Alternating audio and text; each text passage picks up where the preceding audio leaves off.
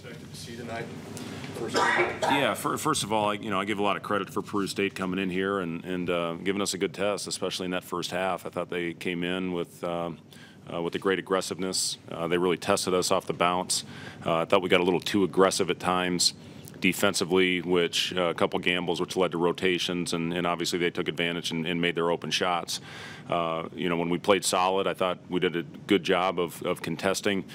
First half defensively, transition was very good.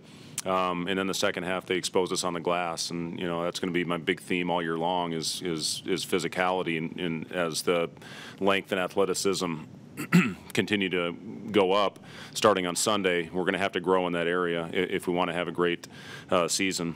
From an offensive standpoint, I thought we played very unselfishly, and you look at the assist-to-turnover numbers, 25-9.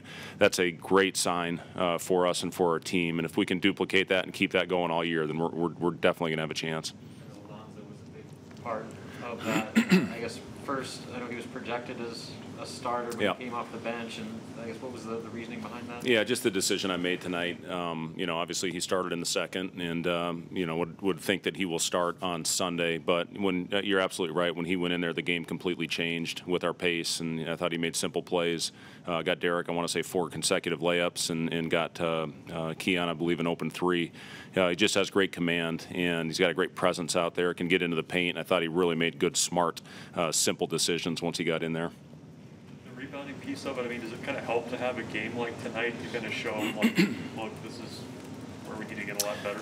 No doubt about it. It's these games are so important to show what you need to work on and expose you in certain areas. And certainly the glass was the biggest one tonight, where we did get exposed. And then when we did turn them over, I want to say 14 times in the first half. But when we didn't get it in those gambles, it led to open shots. And as we continue to play against better competition, you have to stay solid. We talk all the time about solid being good enough. So we just got a little bit too aggressive out there. But again, I was really pleased for the first time out, just the way that our guys shared the ball and played unselfish basketball. How does the game change when Alonzo's on the court? Well, again, he just his ability to play all over the floor. Defensively, I thought he was very solid on the ball. He provided great ball pressure for us at the head of the snake. And then from an offensive standpoint, if you find a way to get open and keep your spacing and keep your movement, he's going to find you. And Derek had great rolls to the rim. I thought he and Wilhelm had good moments out there. Eduardo, I was really pleased how Eduardo came off the bench and performed for us as well. One thing about tonight, again, we've got 12 or 13 that certainly you can make an argument to get on the floor and get minutes and be in the rotation. And those guys that played the last 10 minutes were phenomenal. They were great on the bench. They were positive, and when they got their chance and their name was called, they went in there and made an impact. This is the first time 606 days that fans have watched a game here at PVA. For some of your guys, it was their first time playing in front of a crowd at the college level. Did you sense nerves at all, just with that newness of an experience? You know what, maybe a little bit, but I think overall they were just excited. They were excited to get out on the floor and play against somebody other than themselves. So crowd was phenomenal for the type of night that we have. I mean, it's been rainy, soggy, dreary all day long, and then John Cook and his group playing the number 3 team in the country, which I know attracted a lot of fans that probably would have been here otherwise, and rightfully so. I mean, that's a huge game in the Big Ten standings, and obviously wish them all the best. But for the first time, being back in here, I thought our guys responded very well.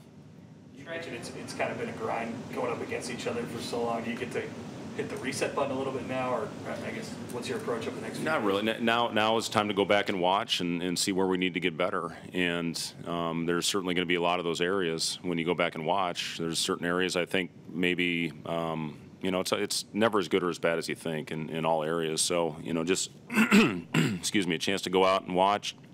I was pleased with their transition. I thought that was better than I think I expected it would have been. Generally, that first time out against other competition, you do get exposed in that area. But, for me, it's the glass. We got to stay in front of the ball better, and we have to finish possessions off with a rebound. When we got it off, we had pace. We got great possessions. We were very efficient offense. Played a lot as that kind of attack defender. Is responsibility his moving forward, or are you going to experiment more? Yeah, I think he and Alonzo both are certainly capable of defending. I mean, Trey, we're going to have to put on the best wing a lot of times as well. He's just such a versatile defender, and he's so aggressive out there. That's the one thing. I know I talked about gambling at times, but I don't want to take away Trey's instincts. He's such a great instinctive defensive player, so you don't want to take that away from those guys. But Trey will guard 1 through 4 for us this year, and if we get in a bind, we may throw him on a 5 in front of him and try to frustrate him. But yeah, I mean, Trey, when he gets into you and starts the offense all the way up the floor, the other team's offense, that certainly puts them on their heels. How do you think Bryce looked tonight? I thought Bryce, his shots were all right there. I thought they looked good. I liked how he hunted those shots. It's good to see him get out and transition and get the dunk. But he's such a gifted offensive player. Those shots are going to fall. And I thought he had good looks, and I thought he had good rhythm and tempo. They just didn't fall. Coach, as you get further down in the rotation, at 10th, 11th, 12th guy, how nice is it to have experienced players like a Kobe Webster and a Trevor Lakes and even an Eduardo Andre in the sophomore season just there as a part of that group? It's a great luxury to have, and I can't tell you how much I appreciate those guys. We had conversations with everybody in our roster going into this game just about roles and how important it is to accept it. Those guys, they're going to play a big role on our team. There's no doubt about it.